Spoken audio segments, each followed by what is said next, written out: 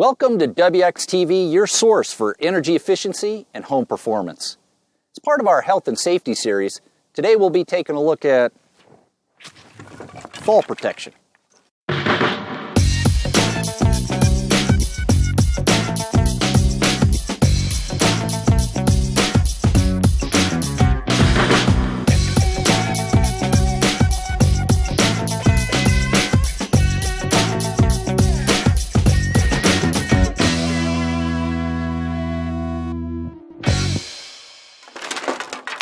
On a job site like this, 1 in every 3 fatalities is due to falls.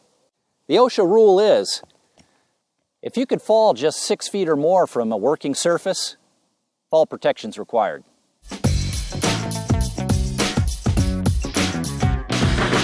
We're in our training center now at our fall protection station, and we want to show you one of the most common ways that you can protect against falls when doing retrofit work like installing a vent or solar panels or making minor repairs. And that's with a personal fall arrest system. In covering our preferences for personal fall arrest systems, we'll be talking about anchors, ropes, catches, and lanyards, and full body harnesses. It's important to keep in mind when assembling a fall protection system that it's not enough to just support your body weight. That's just part of the equation. A falling body can generate an extreme amount of force, and that force increases the further and faster the body falls. At the heart of any personal fall arrest system is the anchor. Now, in order to withstand the forces generated in a fall, OSHA requires that your anchor be rated to 5,000 pounds. There are a lot of different types of anchors on the market. These two happen to be roof anchors or ridgeline anchors. And even there are different types within that group. It's always important to take a look at the directions that should be printed on the anchor itself so you know how to install it, where you can install it, and what types of tools and materials you'll need to do the job. So this one right here we're going to install with 16D nails. It says we're using 20 side holes and we're going to nail into the sheathing.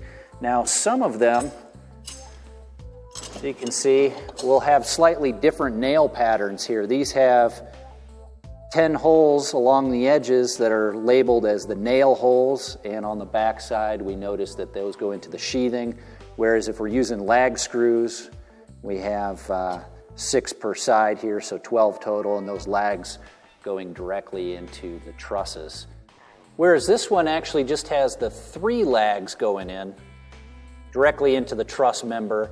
And you can see by the nailing pattern, and when we read the directions, we'll note that the 16D nails in this one go directly into the trusses rather than just the sheathing, and so they're just using 6 on there. An additional piece of information you should note in the manufacturer's instructions is whether the roof anchor can be used and then reused. Some are meant to be discarded after used just one time. Let's go ahead and install this one. But before we do, there's one question that I receive more than any other, and that is, do you need fall protection when you're installing a roof anchor? And the answer, according to OSHA, is no. You don't need to use fall protection when you're either doing an inspection on a roof or while you're installing your personal fall arrest systems. Attached to your anchor is your vertical lifeline, or your rope. Now, attachments should be equipped with a locking mechanism. You can see that I have to depress the back portion before this will open. That's to prevent it from accidentally opening while you're working on the roof somewhere else.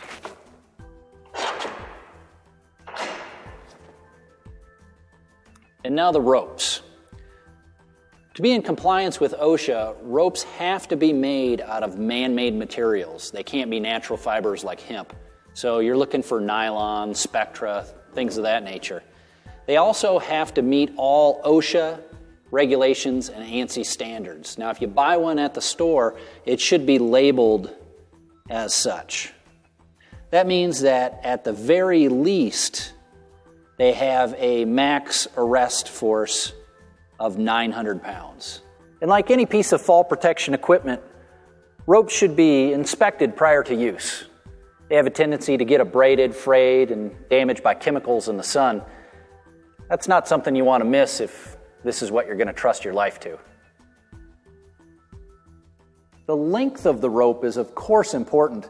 The obvious point being that you don't want to fall off the eave of the roof and hit the ground before the rope catches you, or even fall so far that you build up enough momentum to create a force that could break your rope. So let's set aside this particular rope here, which has a commercially bought catch device on it, and let's talk about a fixed length of rope that you may tie off end to end. We have one here that's a climbing rope, and as you can see, we've got an appropriate knot on the end connected to a locking carabiner. When you are purchasing carabiners, you should make sure, first of all, that it's a locking carabiner, and second of all, that it has a sufficient strength rating. You're looking for 22.2 kilonewtons or more. You can see that this one's rated for 23 in the direction of pull. This end is attached to your roof anchor and locked.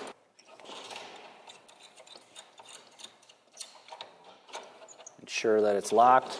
It is not sufficient to just tie this rope off to your anchor directly. You do need to have a locking metal attachment device like a locking carabiner. The other end of the rope should be tied off at a point that gives you enough room to work, but not so much that you're going to take a big fall. So we'll go ahead and make a loop in this.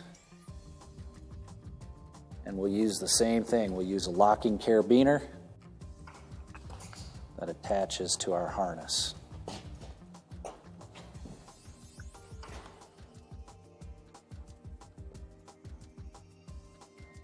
One thing that makes managing your rope length easy is to use a commercially available rope catch like this one here. You can see it just moves up and down, and when we want it at a length, simply applying pressure to that lever locks it off. Now, a couple things to note on it. It does have an up and a down direction. It's never going to catch going up. It's also never going to catch going down unless you're putting weight on the lever. It'd be easy to want to hold it by the body here and move up and down, but unfortunately, if you do start to fall, it's not going to catch. Always move up and down the rope by holding on to that ring. That way, if you do have a tendency to fall, it catches. This rope catch comes with a shock-absorbing lanyard on it, which takes the strain of a fall off the rope itself. A shock-absorbing lanyard typically uses stitched-together sections of webbing or an elastomeric section to take the strain off the rope itself during a fall. You've probably noted during the filming of this that using ropes can create a bit of a tripping hazard. One solution for that is to use a retractable system like this one here. So it works on an inertia reel just like the seat belts in your car. You can slowly pull out to the length you need, but the minute you build up any kind of momentum, it locks off. Snug but not too tight, and you want it to be right at the center of the chest, just like you have it here.